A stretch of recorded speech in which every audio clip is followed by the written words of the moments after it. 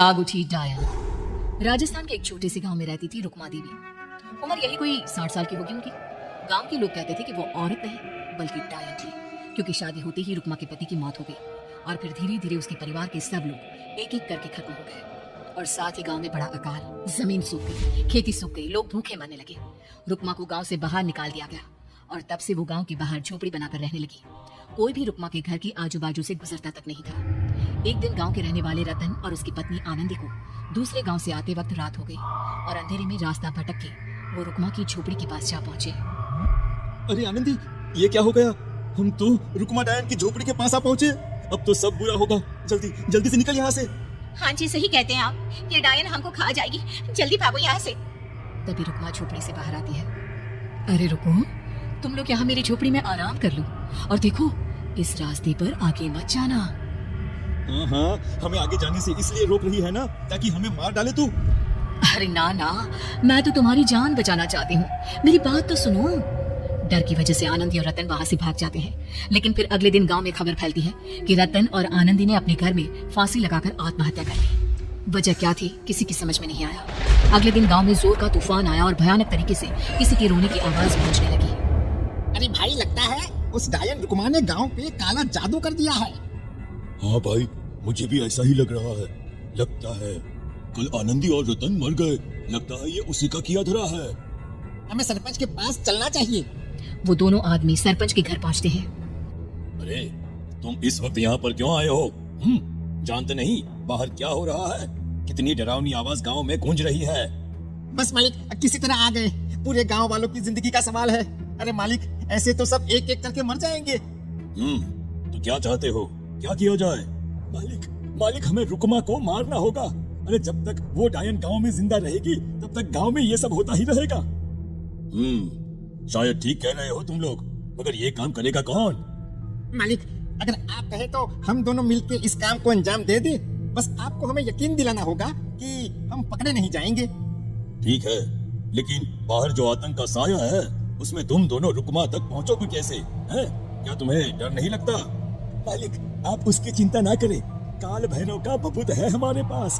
रुक्मा तक पहुंचकर आसानी से मौत पे घाट उतार देंगे उसको। हाँ, मैं भी चलूंगा तुम लोगों के साथ। उस डायन को मरते हुए देखने की बड़ी इच्छा है मुझे।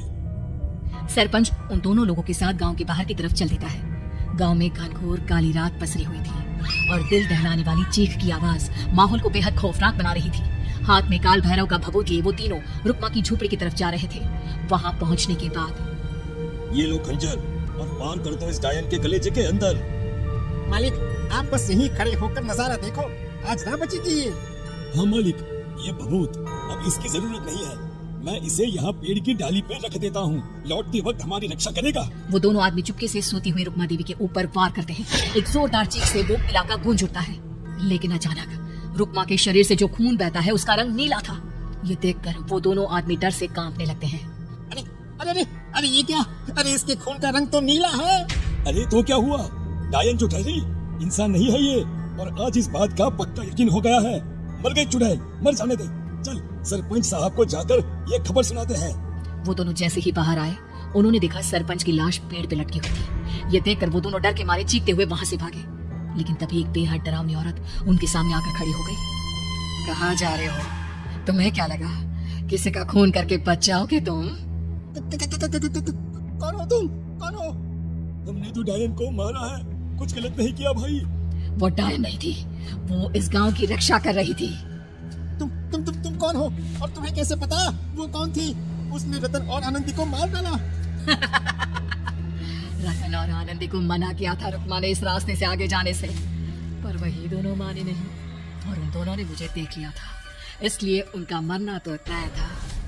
क्या मतलब तूने मारा था? और हम समझ रहे थे कि रुक्मा ये सब कर रही है। अरे वो तो मेरे कब्जे में थी, रोज अपने खून का चढ़ावा देकर इस गांव को बचा रही थी, तभी तो उसका खून नीला पड़ गया था। लेकिन तुमने तो उसे मारकर मेरा काम आसान कर दिया। अरे नहीं, हम नहीं मानते कि ये सच है।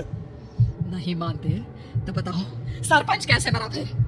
क्योंकि उस वक्त तो तुम लोग रुक्मा को मार रहे थे ना, जवाब दो। हाँ, बात तो सही है।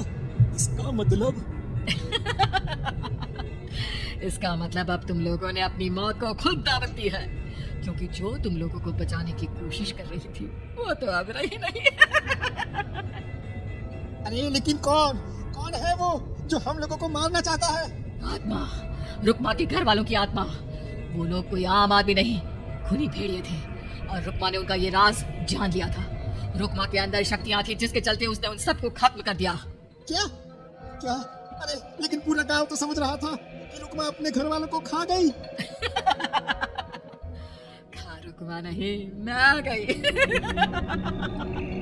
क्योंकि असली डायन मैं हूँ और अब कोई नहीं बचेगा इस गांव में, कोई नहीं। भागो तुम दोनों।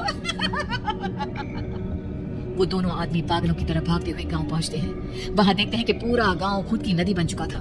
हर तरफ लाशें ही लाशें पड़ी थी और रुकमा के मरे हुए घर वाले उन लाशों को खा रहे थे। कुछ देर के बाद उन दोनों का भी वही हाल हुआ।